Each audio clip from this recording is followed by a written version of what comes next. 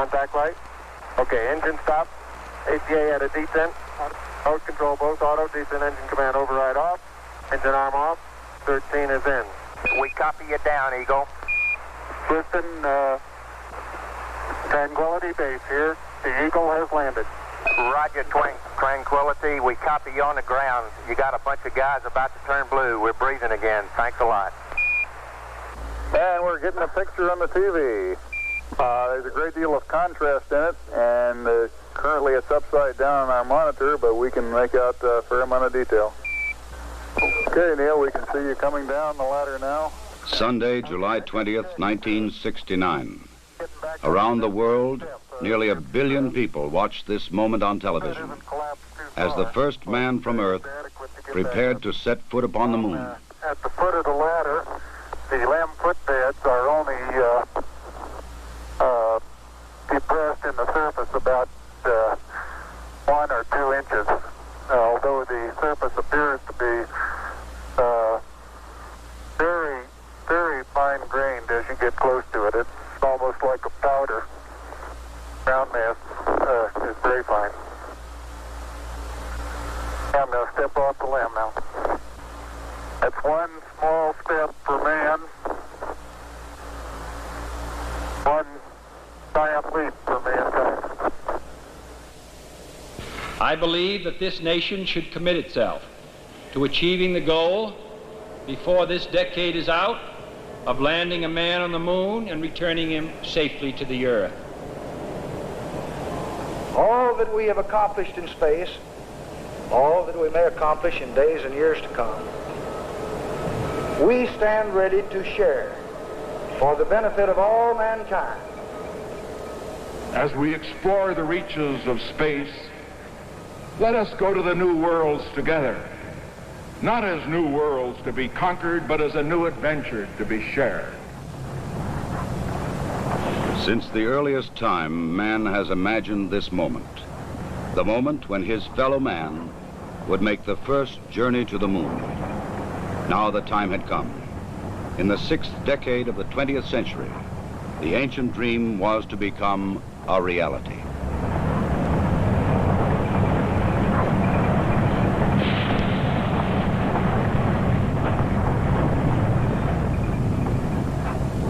The flight of Apollo 11 was the culmination of many years of planning, working, building, and testing. Thousands of people had contributed toward this day of accomplishment. The great Saturn V rocket and the complex Apollo spacecraft had been assembled together and moved to the launch pad. The equipment and techniques and personnel had been proved in earlier missions, and now they were ready. The astronauts chosen for this mission had flown it many times in ground-based simulators. They had all been in space before.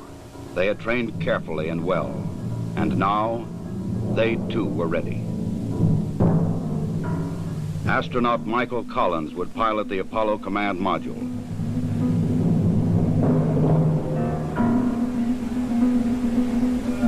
Astronaut Edwin Aldrin Jr. would pilot the Lunar Module.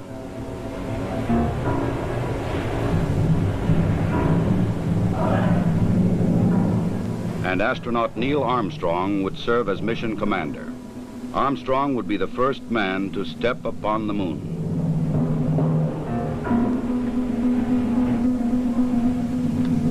July 16th, the day had come. The moon awaited. The men rose early, ate breakfast, and dressed in their spacesuits.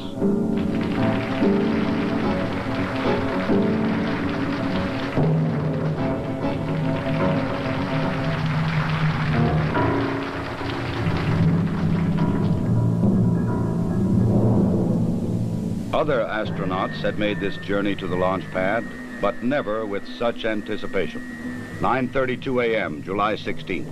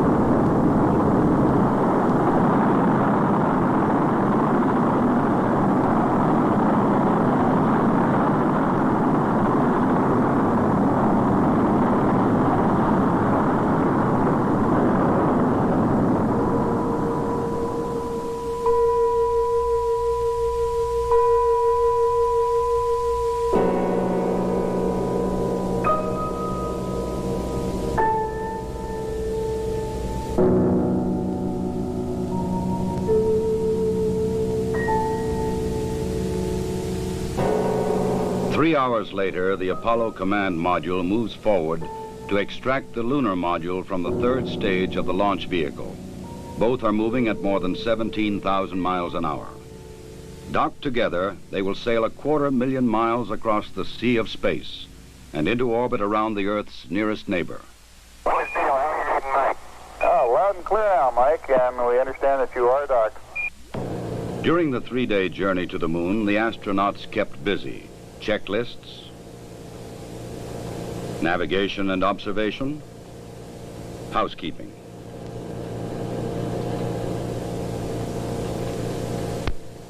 They must work in a weightless environment, keeping their spacecraft and themselves in good condition. Data must be collected and reported. Experiments must be performed, including photography both inside and outside the spacecraft. Because of the film speed, these actions appear faster than they actually were.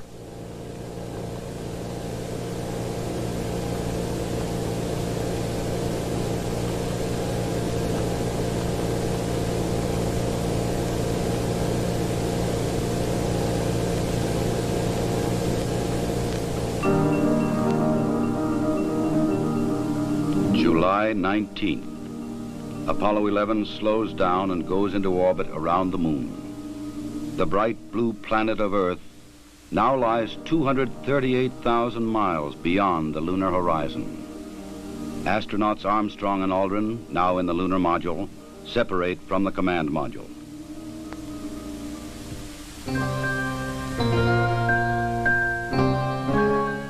Astronaut Collins remains behind. Preparation for the lunar module descent to the moon now begins.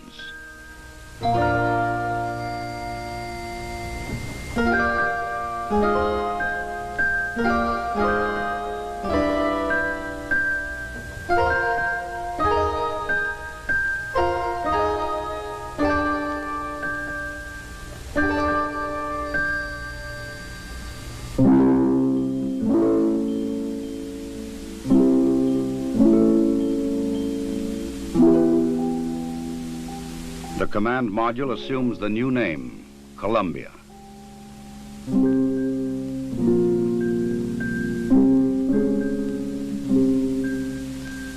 The lunar module will be called the Eagle. From Columbia, Michael Collins' camera sees bright rays of the sun reflecting patterns of color from the surface of the Eagle. In this strange metallic bird rides the ancient and endless dream of all mankind.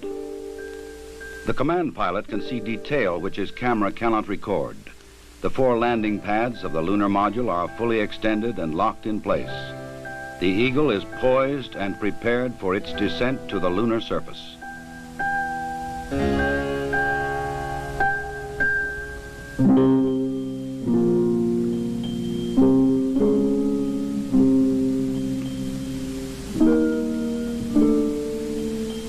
The moon landing craft rocket engine fires to slow it down and to place it on the pathway to the landing site in the Sea of Tranquility. There is tension and caution as the Eagle flies lower. Warning lights blink on as the computer tries to keep up with the demand for control data, but the status remains go. Eagle, we got you now. It's looking good, over. Roger, copy. Eagle Houston, after yaw around angles, S-band pitch, -9er, yaw, +18. Roger, you're a go to continue power descent. You're a go to continue power descent. Altitude now 21,000 feet, still looking very good.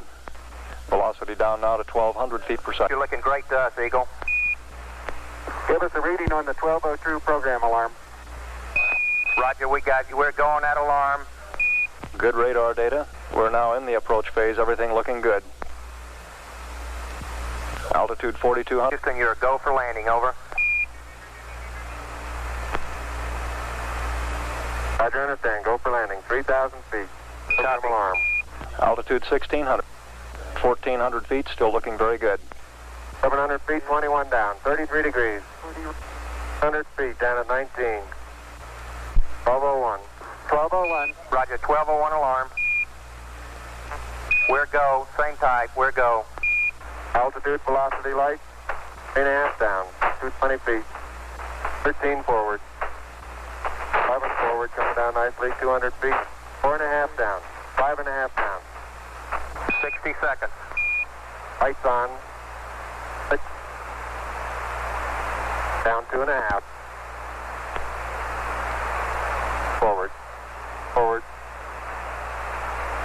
That's 40 feet, down 2.5. Picking up some dust. 4 forward. 4 forward. Drifting to the right a little. Good. Okay.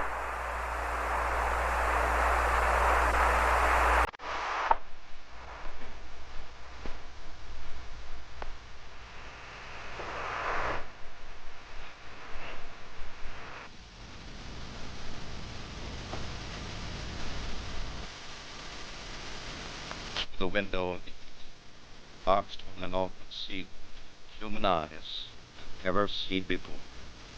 Their spacecraft casts a long shadow across the undisturbed dust of centuries.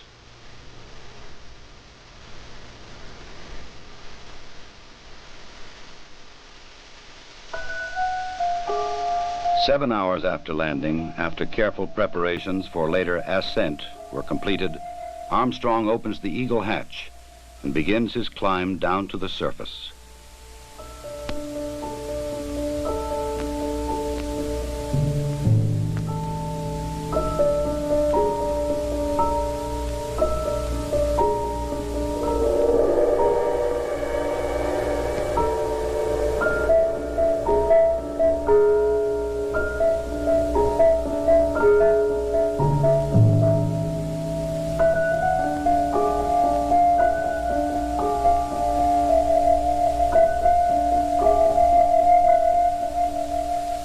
The first footsteps on this strange new world must be taken cautiously.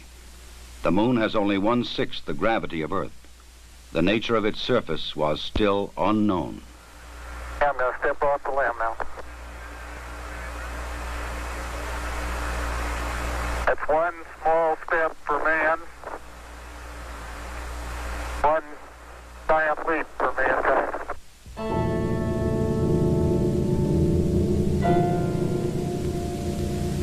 Once on the surface, Armstrong scoops up a small sample of lunar dust and rock, precaution against the possibility of an emergency takeoff.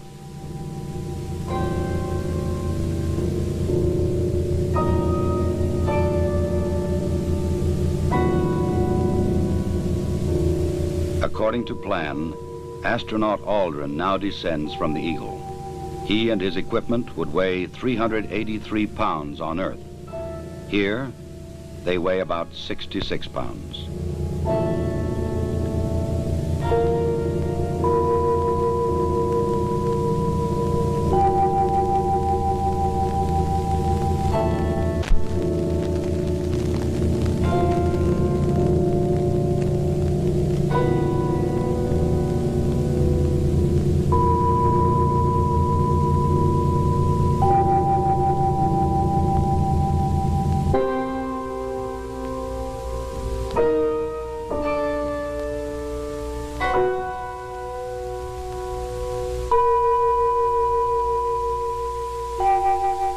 For a brief moment, the first men on the moon stand and look at the stark, lonely landscape around them, an experience which no one before them can share. But there is much to be done in the limited time which they can stay on this airless, cloudless satellite of Earth.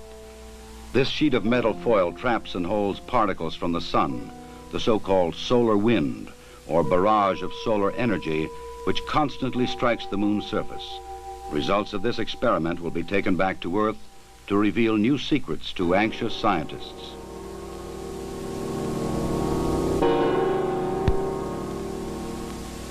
An American flag is left behind on the moon, together with medals honoring American and Soviet spacemen who lost their lives in earlier space tests, and a small disc carrying messages of goodwill from 73 nations on Earth.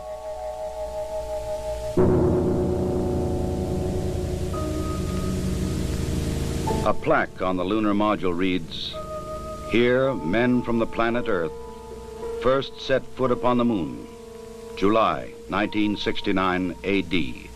We came in peace for all mankind. Through a specially made television camera, viewers in many nations on Earth were able to watch the astronauts as they walked and worked on the moon. Despite the bulky spacesuits and the backpacks containing oxygen, temperature control, and communications equipment, the Apollo 11 crew found they could move easily about the surface.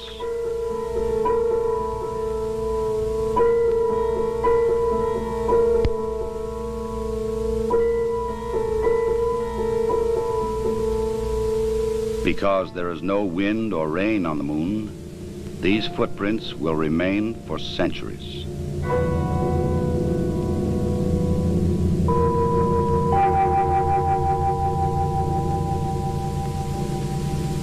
In addition to collecting rock and soil samples, the explorers leave behind a seismometer.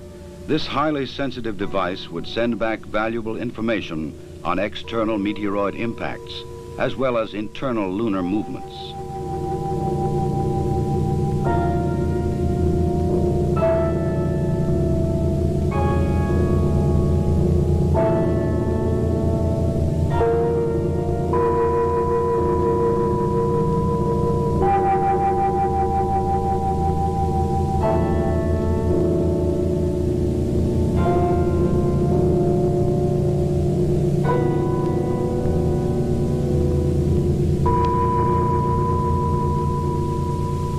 A 100-prism laser reflector would help man to measure the exact distance from Earth to Moon to an accuracy of 6 inches.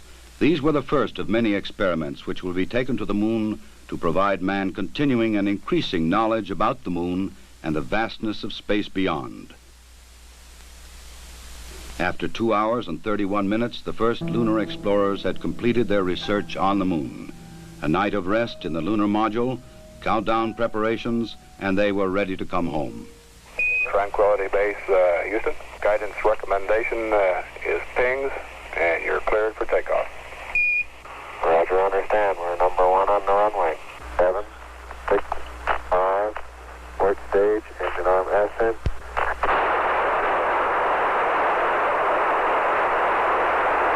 Shadow, beautiful. Very smooth. Very quiet ride. There's that one crater down there.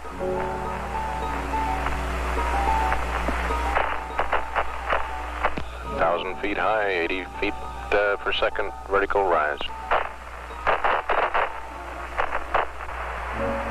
Eagle Houston, you're looking good at 2. Ping, zags, and misspin all agree.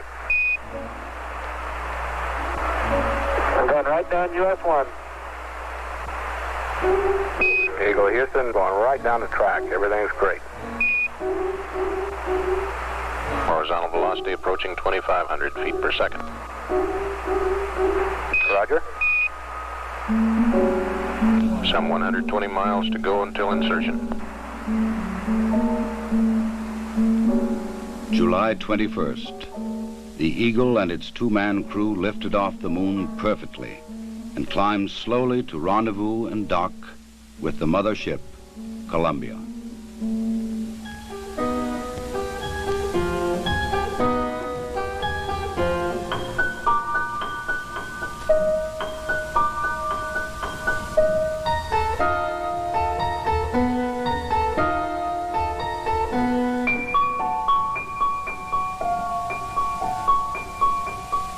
While Armstrong and Aldrin explored the Moon, astronaut Collins had kept a long and lonely vigil in the Columbia.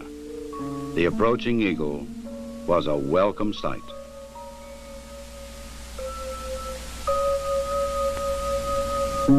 Later, the 3 men would share their reflections on this adventure with the world. I believe that from the early space flights, we demonstrated a potential to carry out this type of a mission. And again, it was a question of time until this would be accomplished. I think it's a technical triumph for this country to have said what it was going to do a number of years ago, and then, by golly, do it. The relative ease with which we were able to carry out our mission, which, of course, came after a very efficient and a logical sequence of flights, I think that this demonstrated that we were certainly on the right track when we took this commitment to go to the moon? I just see it as a beginning of a new age.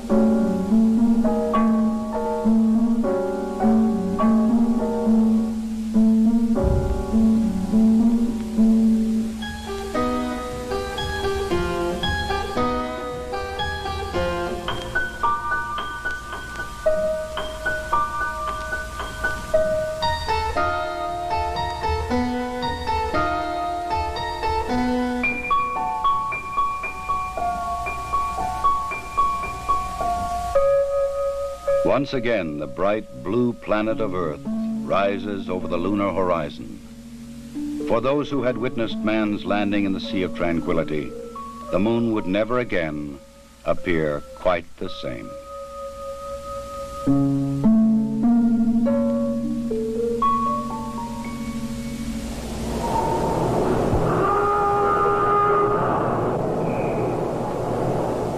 July 24th, dawn in the Pacific. Apollo blazes across the heavens, coming back to Earth at 25,000 miles an hour.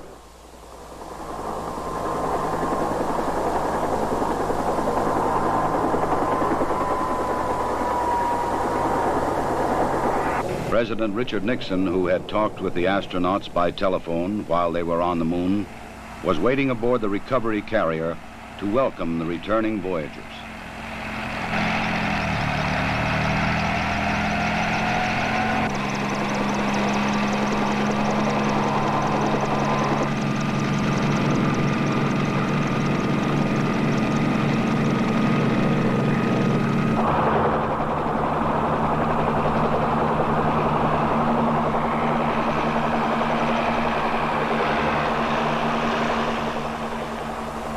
The president later expressed the nation's response to this historic mission. Some way, when those two Americans stepped on the moon, the people of this world were brought closer together. That it is that spirit, the spirit of Apollo, that America can now help to bring to our relations with other nations. The spirit of Apollo transcends geographical barriers and political differences. It can bring the people of the world together in peace. To protect against any possible lunar contamination, the astronauts put on airtight special garments before coming aboard the rescue ship.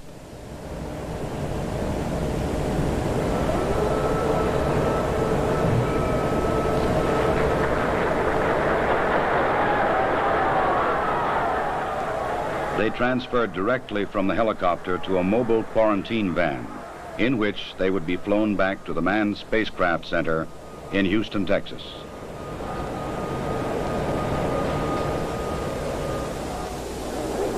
July 27th. The journey was ended. They were home again.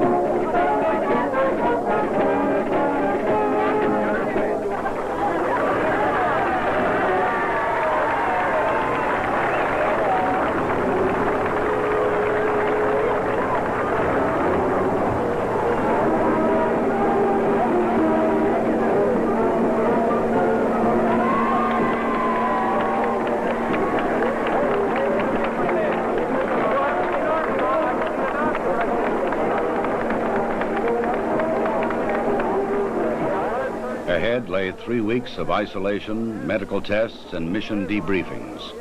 Then visits to major cities of America and abroad. The details of their unique mission would be relived and remembered so that others might learn what they had learned, and that future travelers in space might build upon their experience.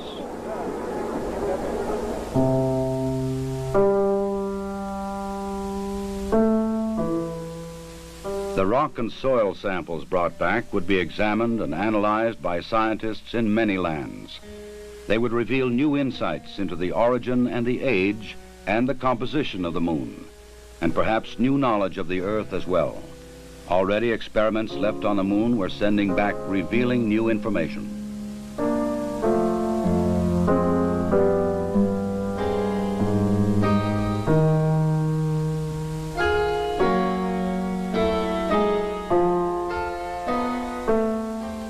The mission was successfully completed. The Eagle had landed the first men on the moon, and Columbia had returned them safely to Earth.